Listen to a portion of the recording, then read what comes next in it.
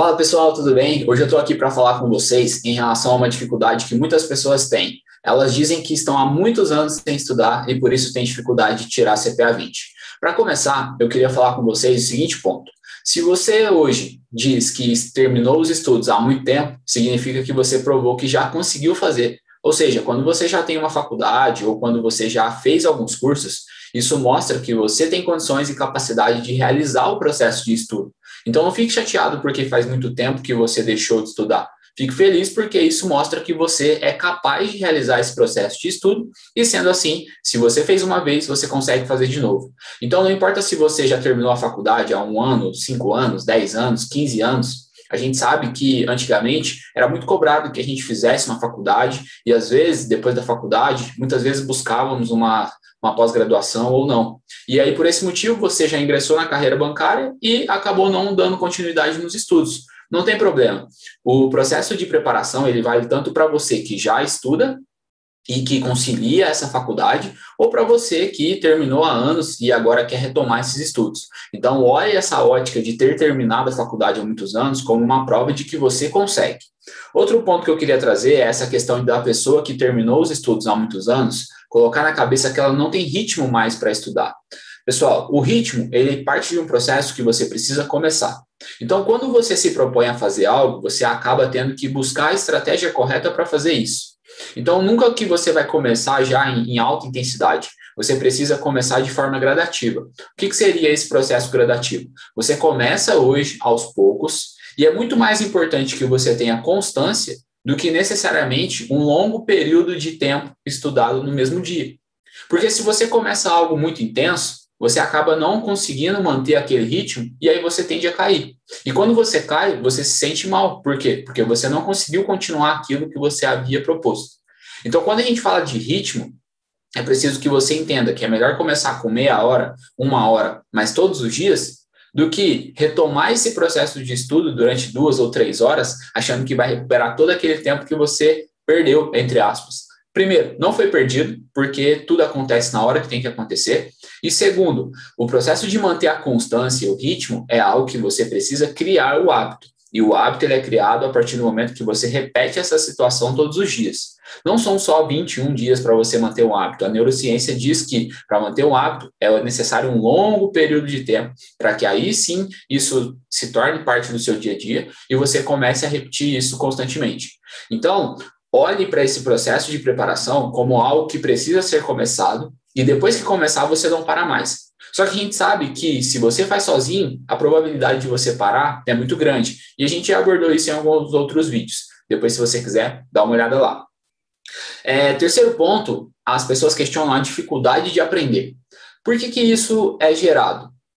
No mercado financeiro, ele tem aquela ideia ou aquela imagem de que tem que ser um linguajar complexo, de que tem que ser uma linguagem que as pessoas comuns não entendem. Mas, na verdade, o objetivo do curso, da preparação, é que os investimentos eles sejam cada vez mais acessíveis.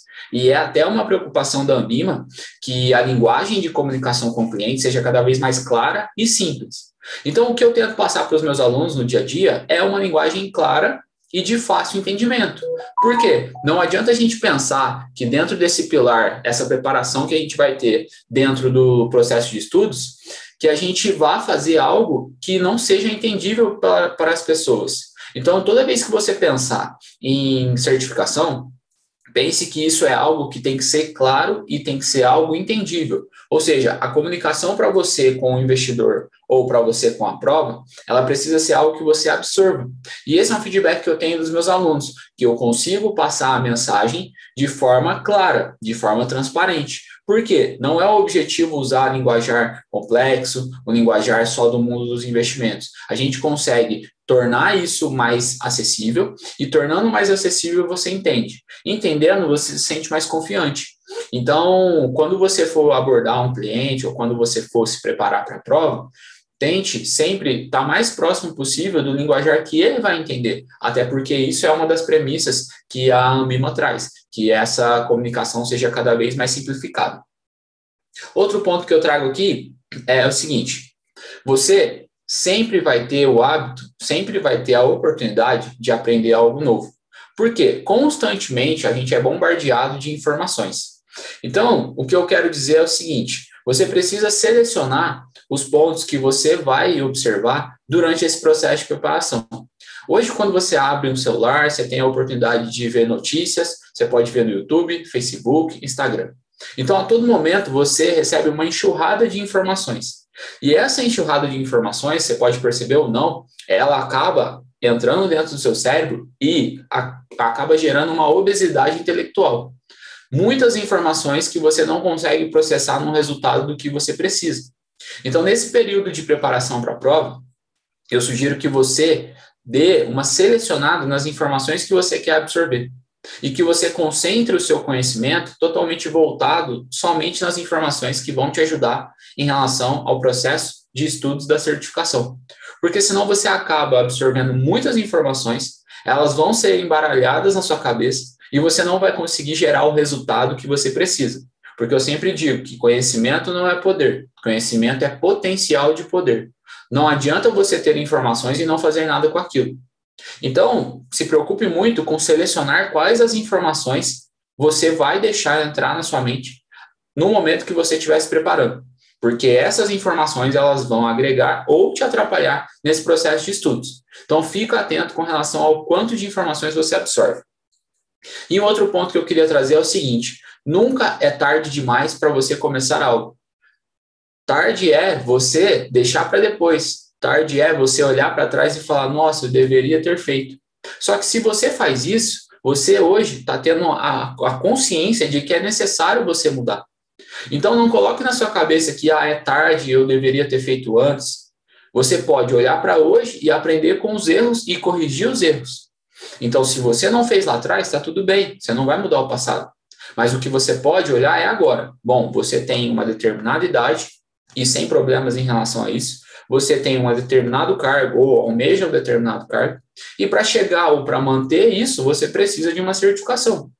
Ou talvez você não precise hoje, mas pode ser que daqui a algum período o mercado ele vai exigir cada vez mais. Ainda é permitido que as pessoas não tenham. Mas a gente vem num processo nos últimos anos que as instituições financeiras estão cobrando cada vez mais. E aí eu te pergunto, você vai deixar esse momento chegar ou você vai se antecipar? Eu lembro que quando eu tinha somente a certificação CPA 10, lá em 2011, quando eu tirei, ainda não era muito falado em relação nem a CPA 20, tanto que eu demorei vários anos para poder tirar a CPA 20. Não porque eu posterguei, mas simplesmente porque eu nem sabia na época em relação a 20. Então, eu tirei ela em setembro de 11, e aí depois, quando eu fui fazer a 20, era só em novembro de 2017. Olha só quanto tempo levou. Só que, por que eu tirei? Porque eu sabia que isso era uma tendência que estava começando a aparecer no mercado.